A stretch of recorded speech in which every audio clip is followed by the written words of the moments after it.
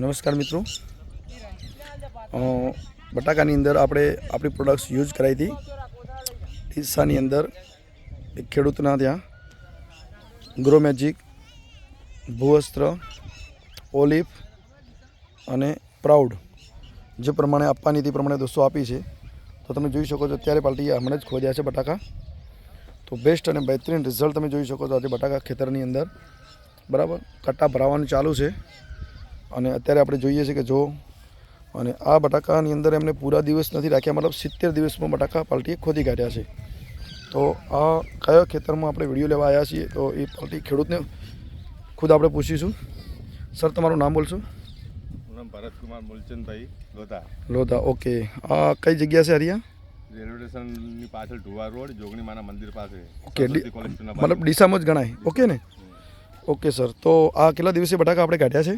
આપણે આમ તો 85 90 દિવસે ઘડાય, પણ 70 દિવસમાં જ આપણે કાઢ્યા છે બટાકા. બરાબર, 70 દિવસે બટાકા એમને કાઢી દીધા છે, મતલબ હજી 20-25 દાડા પહેલાં કાઢી દીધા છે. તો શું ભાવ વેચ્યા તમે આ બટાકા? 241 રૂપિયા આપ્યા છે. 241 તો ભાવ એમને અત્યારે મળ્યો છે. ઓકે, આ ખેતરની અંદર 13-14 કટ્ટાનું વાવેતર છે એક પ્લોટની અંદર અને અત્યારે કટ્ટા ભરાવાનું ચાલુ છે. અંદાજ એમનું કેવું એવું છે, અંદાજિત કેટલા કટ્ટા ભરાય? અંદાજે 125-30 તો ખરા. 125-30નો અંદાજ ખરો. તો દોસ્તો જોઈ શકો છો 13 કટ્ટાનું વાવેતર છે, 13-14 કટ્ટા છે અંદાજિત અને 125-30 કટ્ટા ભરાશે, હજી ભરવાનું ચાલુ છે. તો આજે ઓર્ગેનિક પ્રોડક્ટ વાપરવાથી ખેડૂત ખુદ એવું કહે છે કે સારામાં સારું બેસ્ટ અને બહેતરીન રિઝલ્ટ છે.